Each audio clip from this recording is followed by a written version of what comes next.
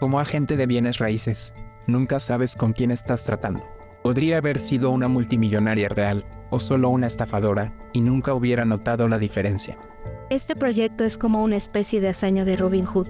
Fingí ser multimillonaria para poder ingresar a los apartamentos más exclusivos de Nueva York. No solo vendemos propiedades, la gente vive aquí por el estilo de vida que ofrecemos. Costaban 85, 10, 16 millones. Estas personas son el 1% del 1%. Pienso que es realmente obsceno que existan edificios así. Su sirvienta le estará preparando la cena. Mientras tanto, usted estará bebiendo uno de los mejores champanes en la tina con su esposo. Imagine despertar cada mañana con estas vistas. Gabriela. Realmente la veo viviendo aquí.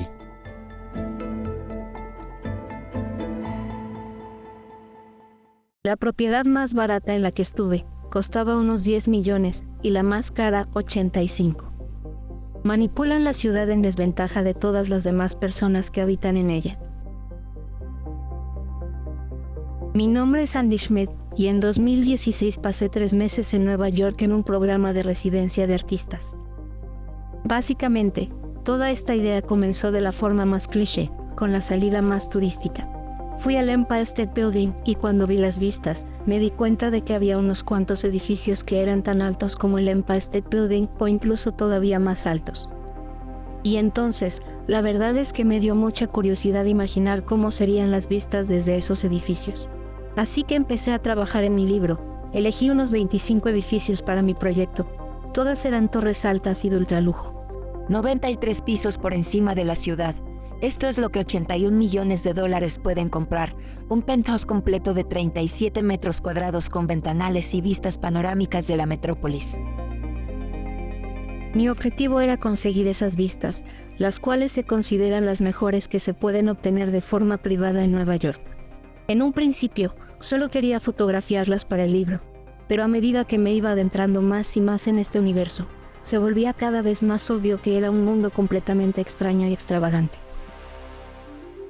Estaba acostada en la cama pensando cómo podría hacer para conseguir entrar en esos edificios. Recuerdo que le hablé del proyecto a la responsable que trabajaba en la residencia, y ella me dijo que jamás me iban a dejar entrar sin hacerme una verificación de crédito primero. La única forma de hacerlo era fingir ser una multimillonaria que se encontraba en la búsqueda de un apartamento. Así que desde el momento en que comencé a trabajar en esto, se volvió prácticamente lo único en lo que podía pensar. Chequeaba los edificios, la dirección, iba a casa, verificaba si había algún inmueble disponible. Luego llamaba a la agencia y, por lo general, al día siguiente, iba a verlo y tomaba fotos de la vista. Y de esa forma, estuve viviendo durante 3 meses entre esas dos personalidades. Gabriela, que era mi versión multimillonaria, y yo. Iba y venía en la línea de Brooklyn a Manhattan. Mi nombre es Daniel Rosenstein. Trabajé en bienes raíces durante 4 años. Conocí a Andy hace 2 años cuando se estaba infiltrando en las propiedades más exclusivas de Nueva York. Estaba trabajando con Airbnb en mi apartamento en Upper West Side. Recuerdo que me preguntó qué estaba haciendo en Nueva York, y cuando dijo que era agente de bienes raíces, dudé en contarle sobre el verdadero motivo de mi estancia allí. Me dijo que estaba escribiendo un libro, así que primero pensé que se estaba burlando de nuestra profesión. Pensé que era un simple peón en su proyecto y luego, cuanto más hablaba de eso, más veía su punto de vista. Es decir, el hecho de que casi nadie tiene acceso a apartamentos así. Hay que pasar por un control de seguridad y comunicarte con un agente de bienes raíces. No es un mercado de bienes raíces normal donde puedes presentarte a una jornada de open house y ya. Me preguntó algunas cosas sobre cómo navegar ese mundo, y le dije que usara el término pied de terre o que estaban buscando una segunda casa. Muchas personas multimillonarias buscan segundas, terceras, cuartas o quintas casas en la ciudad. En ese momento ella ya había creado todo este personaje. Gabriela es mi segundo nombre real, porque al principio no sabía si alguien querría revisar mi pasaporte y, de hecho, en algunas de las propiedades lo hicieron. En ese momento estaba realmente obsesionada con cada uno de esos pequeños detalles, como hacerme las uñas, tener buenos zapatos y también buenas carteras. Para hacer este proyecto, necesitaba traer mi cámara y fotografiar la vista, lo cual me hacía parecer bastante inusual a los ojos de los agentes. Pero también me di cuenta de que cuanto más extraño actuaba, más convencidos estaban de que realmente era multimillonaria, y que hacía esas cosas porque todo me daba igual. Al principio estaba muy nerviosa. En la primera visita, el agente empezó a preguntarme cosas como si tenía un chef, una niñera o si teníamos un chofer privado. Así que respondí al azar que sí y que no, y todas esas respuestas se fueron convirtiendo en parte de lo que este personaje era. Dígale a su esposo todas las mañanas que aquí es realmente donde quiere estar.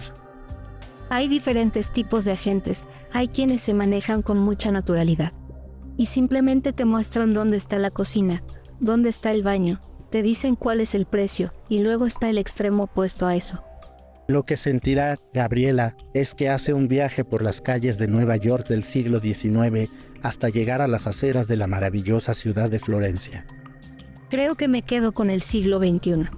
Entonces imagine a su hija corriendo por aquí, diciendo palabras en húngaro. La verdad es que era muy difícil mantener una cara seria en esas visitas. Todo lo que decían era extraño. Gabriela, este lugar verdaderamente es para usted. Solo dígale a su esposo que quiere vivir aquí. Él seguramente la ama y quiere verla feliz. Estoy seguro de que, si le dice esto, que esta es su primera opción, no le dirá que no. De hecho, este segmento de ultralujo de los bienes raíces en realidad no está yendo tan bien ahora. Cuanto más nuevo es el diseño, más extravagantes son las comodidades que incluye, porque hay mucha competencia. Una de las cosas que se convirtió en un estándar absoluto para estos edificios es la sala de simulacro de golf. También tienen restaurante privado con estrella Michelin en el edificio, un teatro y obviamente, también piscina. Hay un gimnasio Equinox, una sala de juegos para niños, una de billar, otra de conferencias y todo lo demás. Uno de los edificios que visité, por ejemplo, incluía un yate junto con la compra del apartamento. Te lo daban como regalo al comprarlo. Debería mencionar la cantidad de personas que realmente viven en la pobreza según las cifras federales, pero es sabido que vivir en Nueva York es una situación completamente diferente. El alquiler promedio en toda la ciudad ha regresado casi a niveles previos a la pandemia. Construimos menos casas en la década de 2010 y en todas las anteriores hasta los años 60. Creo que la forma en la que suele retratarse la pobreza es desde abajo.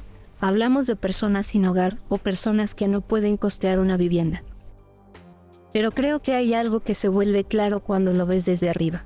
Me parece muy revelador el hecho de que los edificios que pueden verse desde todos los rincones de la ciudad sean estas propiedades inmobiliarias de ultralujo.